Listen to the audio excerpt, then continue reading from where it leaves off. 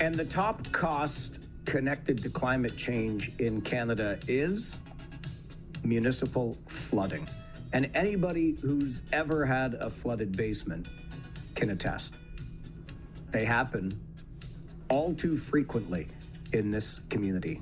Joanna Eyquem is the co-author of The Checkup and managing director with the Climate Resilient Infrastructure at the Intact Centre, joins us for a conversation. Joanna, good morning. Good morning. What is it that's leading to so much municipal flooding? Is it just too many homes built in flood-prone areas across the country? Well, there's kind of many things at play. Historically, yes, we've developed in places that are at risk. Flooding, coastal and river flooding is a natural process. So, but we've built in those places, often because we were using the water for transport and things like that. But then on top of that, we have climate change. So basically, in urban areas, we're seeing more of these kind of cloudburst events of very kind of intense rainfall that can overwhelm our drainage systems. And also, obviously, on the coast with sea level rise and kind of increased atmospheric rivers out west and hurricanes in the east. So changes in the risk are getting worse. But, at the heart of it, we have built in at-risk places as well. And, the way we build in terms of making surfaces waterproof and things like that means the water can't soak away either. So there's an aspect of land management as well at play here. You introduced last week a new tool called the Municipal Flood Risk Check-Up. How does it work? What does it do? So it's an Excel spreadsheet, and basically it asks 50 questions. It's for municipalities. It's completely free. And the first section of questions really looks at indicators of flood hazards. So we're looking at intense rainfall flooding, river flooding, and coastal flooding.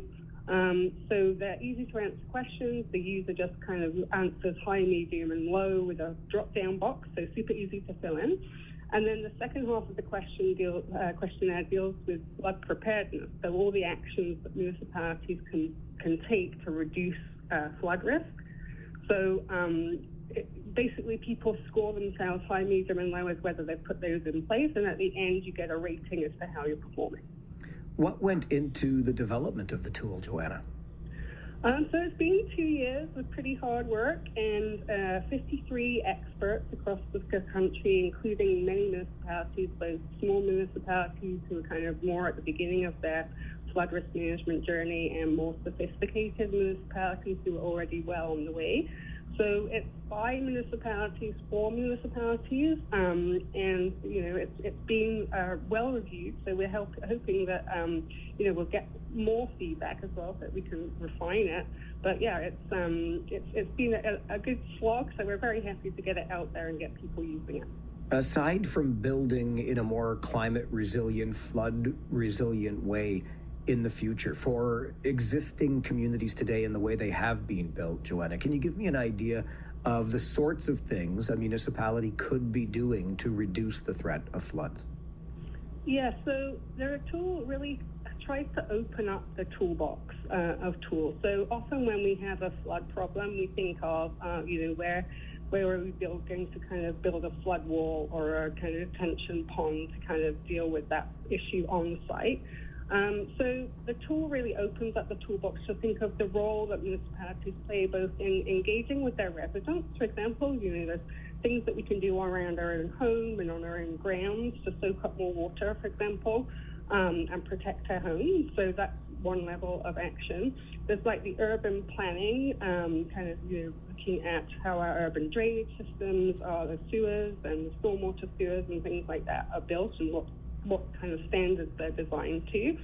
But then there's also kind of at the watershed scale. So when we look at managing river flooding, it's actually really important what we do upstream as well. So the tool encourages municipalities to think bigger as well. So rather than just kind of slapping a Band-Aid on the flooding problem, to think of it in a more systems way.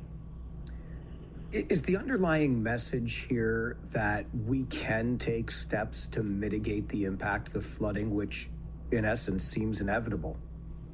Yeah, that's definitely the message. And I think there's also a message that we don't just need to use our kind of traditional engineering toolbox. Land use management planning, like, keeping new homes, like we're all concerned with the housing crisis. There's a lot of investment in new homes, but we need to keep those homes out of those zones at high risk because 10% of the housing, 1.5 million homes are uninsurable at the moment, and most of the homes with most of the risk are in floodplains. So if we start putting more homes in floodplains, then we're just making the risk worse.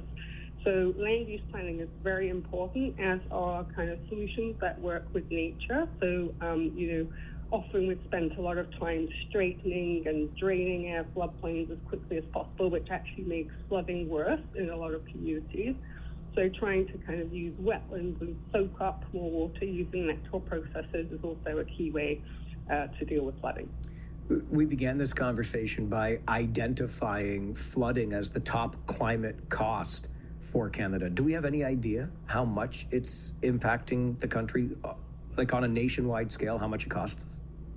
So we do track insurable losses. So these are things that people have insurance for. So that was $3.1 billion last year and is kind of routinely above $2 billion. But that's only what's insured. So people who are located in floodplains are not insured, and it's estimated that the true cost is 3 to 4 times that figure, so up to $12 billion a year. This tool is for municipalities to use in a low-cost and very effective manner. Is there any place that homeowners, residential homeowners themselves can go for some support, Joanna? Yeah, so the tool itself is available to anybody. So if you want to know what your municipality should be doing, you can download the tool yourself and kind of, ask your elected officials or your representatives what they're doing about flood risk. But also part of the tool is also promoting home flood protection, which is something that all municipalities should be doing as well. And the Intech Centre actually has some very handy climate-ready infographics that can be downloaded on the website at www.intechcentre.ca. Joanna, I really appreciate your time and your expertise on this. Thank you very much for being here today. Thanks so much for helping us spread the word. Enjoy your day. Bye-bye.